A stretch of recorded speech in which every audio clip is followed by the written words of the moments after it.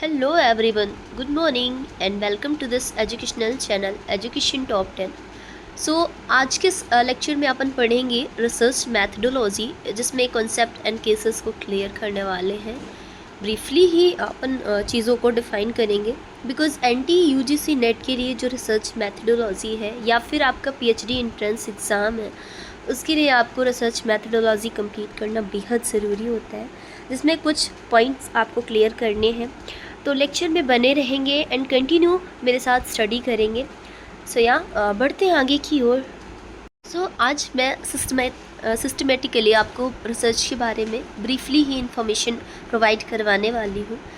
देखिए, रिसर्च एक चीज़ होती है ऐसी कि जब भी किसी चीज़ के बारे में आप या किसी इम्पॉर्टेंट फैक्ट को फाइंड आउट करना होता है या किसी डाटा को भी जब भी आप कोई डाटा कलेक्ट करते हैं तो उसके लिए आप रिसर्च करते हैं, ठीक है। तो ये ओनली डाटा को कलेक्ट करने के लिए की जाती है। इसीलिए रिसर्च का क्या मतलब होता है? रिसर्च का मतलब होता है कि कोई भी इंफॉर्मेशन या नॉलेज को अपन कलेक्ट करते हैं, ठीक है। तो रिसर्च की ड्यूरेशन पे जो भी चीज़ें या इन्फॉर्मेशन कलेक्ट की जाती हैं उसको ही अपन डाटा कहते हैं। क्या कहते हैं? कि जो चीज़ें आप रिसर्च की ड्यूरेशन पे या इन्फॉर्मेशन कलेक्ट करते हैं उसको ही आप डाटा करते हैं। अगर हम बात करें डाटा की, तो ये डाटा बेसिकली 2 टाइप से होते हैं, ठीक है। कैसे 2 टाइप से होते हैं? ये डाटा 2 टाइप से होते हैं, जिसमें प्राइमरी एंड सेकेंडरी डाटा आते हैं। प्राइमरी का जो मीन्स होता है वो फर्स्ट हैंड डाटा होता है। First hand data it means जब आप कोई सर्च या नॉलेज या कहीं से कोई भी चीज़ें खुद कलेक्ट करके लाते हैं, जो आप इंफॉर्मेशन खुद से कलेक्ट करते हैं, वो आपका फर्स्ट हैंड डाटा होता है या प्राइमरी डेटा होता है। एंड सेकेंड हैंड डेटा क्या होता है? सेकेंड हैंड डेटा में मान लो कि कोई भी चीज़ है, ठीक है। अगर हमारे द्वारा किसी और ने उस चीज़ को बेच दिया या फिर कहीं भी कोई चीज़ थर्ड पर्सन के द्वारा जा रही है, या फिर जैसे अपन मैगज़ीन पढ़ते हैं, न्यूज़पेपर पढ़ते हैं, या फिर कहीं और से आर्टिकल्स वगैरह हैं, कहीं और से न्यूज़ कलेक्ट करते हैं या डेटा अपन फाइंड आउट करते हैं, वो आपका सेकेंडरी डेटा कलेक्शन होता है और सेकेंड हैंड इंफॉर्मेशन भी मानी जाती है, ठीक है। फर्स्ट हैंड तो मैंने बता दिया है कि जो प्राइमरी जो डेटा होता है या फर्स्ट हैंड डेटा आप खुद से कलेक्ट करते हैं, लेकिन जो रिसर्च होता है ना, सेकेंड हैंड होता है, उसमें क्या करते हैं अपन किसी चीज़ को खुद से कलेक्ट नहीं करते हैं। क्या करते हैं? खुद से कलेक्ट नहीं करते हैं, किसी और के द्वारा या किसी और आर्टिकल्स का सहारा लेकर ही करते हैं। एग्जाम्पल भी मैंने आपको बता दिया है। सेकेंड हैंड डाटा में जैसे न्यूज़पेपर से आप बहुत सारी चीज़ें सर्च करते हैं, फिर उस पर आप बहुत सारा डीपली रिसर्च करके उसको फाइंड आउट करते हैं। आर्टिकल्स हो गए, मैगज़ीन हो गया या इंटरव्यू हो गया। अब एक टर्म आती है आपके सामने, कौन सी टर्म आती है कि रिसर्च को हम यूज़ कैसे करते हैं, ठीक है। और रिस्पोंडेंट क्या होता है, मतलब जो रिस्पोंडेंट होता है वो किससे डाटा कलेक्ट करते हैं। तो सबसे पहले रिस्पोंडेंट का मतलब जानते हैं कि ऐसे लोग जिससे हम डाटा कलेक्ट करते हैं। मान लीजिए हम कोई घर जाकर कोई सर्वे कर रहे हैं या किसी सैंपल के थ्रू हम डाटा कलेक्ट कर रहे हैं, वो आपका रिस्पोंडेंट के थ्रू कलेक्ट कर पाते हैं, ओके।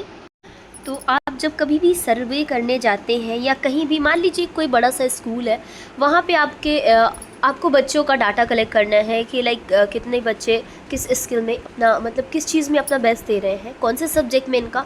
तो कुछ बच्चों की इन्फॉर्मेशन लेंगे, कुछ बच्चों को आप वहाँ रैंडम ही सेलेक्ट करेंगे।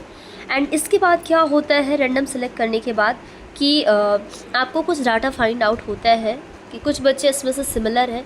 सो आप ऐसे ना एक बहुत बड़े एरिया पे भी डाटा कलेक्ट कर सकते हैं, चाहे वो पॉपुलेशन का हो या वो किसी फील्ड का डाटा कलेक्ट करना हो, जब भी आप रिसर्च के लिए जाते हैं बेसिकली। अब इसकी एक टर्म आती है, दूसरी टर्म, एनालिसिस करना या कंपैरिजन करना। तो हम एनालिसिस में बेसिकली जो 3 चीज़ें देखते हैं कि जो पहली चीज़ होती है वो होती है ऑलरेडी नाउन। जो चीज़ें आपको पहले से पता होती है उसको तो आप बहुत ही ईजिली एनालाइज कर पाते हैं। उसके बाद अपोज करते हैं। एंड तीसरी बात एग्जिस्टिंग होती है, यानी कि जो न्यू इंसाइट पे आपको काम करना होता है, जहाँ चीज़ें आपके लिए अननोन हैं। तो ये क्या होते हैं, सिस्टम होता है, ठीक है, कलेक्ट करने का डाटा। अब हम रिसर्च को ना स्टेप बाय स्टेप कंप्लीट करते हैं। ठीक है। किसी भी रिसर्च को आप डायरेक्टली फाइंड आउट नहीं कर सकते हैं, रिसर्च से डेटा डायरेक्टली फाइंड आउट नहीं कर सकते हैं आप।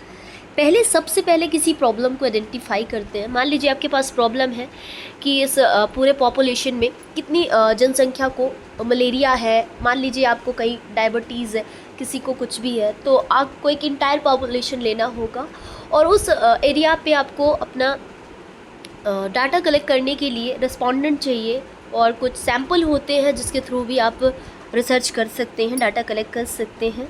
फिर उसके बाद आप उसमें अपना रिव्यू देते हैं कि प्रॉब्लम तो आइडेंटिफाई कर लेते हैं। सबसे पहले ही रिसर्च का जो मेन स्टेप होता है, आप प्रॉब्लम को आइडेंटिफाई करते हैं, ठीक है। तो जो प्रॉब्लम से रूबरू होने के बाद आप उसका रिव्यू करते हैं। इसके बाद आपको प्रॉब्लम फॉर्मुलेट भी करते हैं, ठीक है। फिर इसके बाद उसमें कोडिंग करते हैं, यानी कि ये तय करते हैं कि रिसर्च में कौन सी मेथड आप यूज़ करेंगे, ठीक है। उसके बाद रिसर्च में कुछ प्रपोजल है, ठीक है, उसको बनाया जाता है एंड एक फॉर्मेट तैयार करा जाता है, जिससे क्या होता है कि आपको उसका आंसर मिल जाता है कि हमने इतनी इंटायर पॉपुलेशन को कलेक्ट किया है, तो ये डाटा बेसिकली कैसा होगा, ये सोर्स कैसा है, ठीक है। तो 6 स्टेप में आप ये tools of collection data collection कर सकते हैं। Collecting the data, analysing the data, जैसे सबसे पहले डाटा कलेक्ट कर लिया, फिर उसको एनालाइज करते हैं। इसके बाद उसमें कुछ अपना प्रपोजल रिपोर्ट बनाते हैं।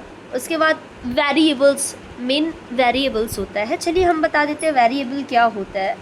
वेरिएबल बेसिकली वो चीज़ होती है जिस भी चीज़ पर आप स्टडी करना चाहते हैं। ये चीज़ ध्यान रखिएगा कि जब भी आप किसी भी चीज़ पर अपना डाटा कलेक्ट करना चाहते हैं या रिसर्च करना चाहते हैं, वो बेसिकली क्या होता है, वेरिएबल्स होता है।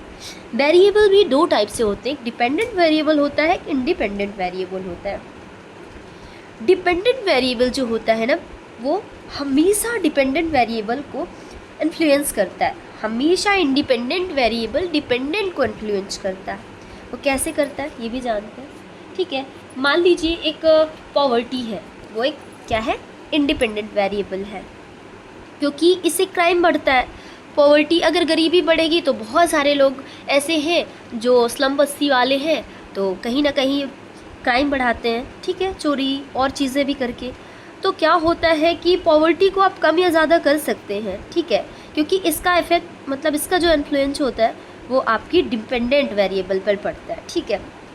अब इसको क्या करेंगे, डाटा को सैम्पलिंग करेंगे। बातें आपको ध्यान रखनी, वेरिएबल क्या होता है, वेरिएबल जिस भी चीज़ के बारे में आपको रिसर्च करना होता है वो आपका क्या होता है, वेरिएबल होता है। क्या होता है, वेरिएबल, यानी कि जब भी आप किसी चीज़ पर आप इतना स्टडी करते हैं वो आपका वेरिएबल होता है। लेकिन इसमें वेरिएबल में भी डिपेंडेंट एंड इंडिपेंडेंट होते हैं। अब मान लीजिए सैम्पलिंग है, तो सैम्पलिंग क्या होता है कि जिस भी चीज़ के बारे में किसी भी रिसर्च में बहुत सारे इंपॉर्टेंट जो रोल होते हैं ना, उसको प्ले करता है आपका सैम्पलिंग। मान लीजिए आपको बहुत सारी रिसर्च करनी है एक बहुत ही बड़ी पॉपुलेशन पे, तो वहाँ पे ना आप सैंपल कलेक्ट करते हैं, ठीक है। तो क्या है, ये सैम्पलिंग बहुत बड़ा रोल प्ले करता है, ठीक है। इसका बेनिफिट डेफिनेटली मिलता है रिसर्च के फील्ड पे, बट इसके लिए आप सबसे पहले डाटा को कलेक्ट नहीं कर सकते हैं। क्यों कर सकते हैं, नहीं कर सकते हैं, ऐसे में क्या होता है कि सैम्पलिंग का एक टूल्स की तरह कार्य करता है। किसकी तरह, एक टूल्स की तरह कार्य करता है, जो कुछ लोगों को ही एक मतलब सेलेक्ट कर सकता है रैंडमली। जनरलाइज करते हैं जब आप चीज़ों के बारे में, जैसे एक बड़ी स्कूल में जाकर या फिर रैंडमली बच्चों को सेलेक्ट करते हैं, ठीक है। तो उसका सैंपल बनाकर आप उनसे क्वेश्चन करते हैं, और जब भी आपको सिमिलर क्वेश्चन फाइंड आउट होते हैं बहुत बड़ी पॉपुलेशन पे, तो आप ना वहाँ पर क्या करते हैं, एक डाटा कलेक्ट करते हैं। तो आपकी जो सैम्पलिंग भी होती है वो भी 2 टाइप से होती है, ठीक है, probability and non probability. Probability and non probability sampling जो होते हैं वो बेसिकली अलग अलग टाइप से होते हैं, इनमें टाइप अलग अलग होते हैं, जिनको अपन नेक्स्ट वीडियो में पढ़ेंगे। क्योंकि मैं थोड़ा सा आपको यहाँ पे कुछ पॉइंट ऑफ दे देती हूँ। जैसे प्रोबेबिलिटी सैम्पलिंग में आ गया सिंपल रैंडम सैम्पलिंग, स्ट्रैटिफाइड हो गया, सिस्टमैटिक हो गया, क्लस्टर हो गया, एंड मल्टी स्टेज सैम्पलिंग हो गया। वहीं पर अगर बात करते हैं नॉन प्रोबेबिलिटी सैम्पलिंग की, इसमें convenience sampling, purposive judgmental sampling, snowball quota sampling and सब सिलेक्शन सैम्पलिंग होते हैं, ठीक है। अब नेक्स्ट वीडियो में अपन टाइप ऑफ रिसर्च पढ़ेंगे कि रिसर्च के कितने टाइप होते हैं, कैसे कैसे अपन रिसर्च कर लेते हैं, क्वालिटेटिव एंड क्वांटिटेटिव रिसर्च क्या होता है।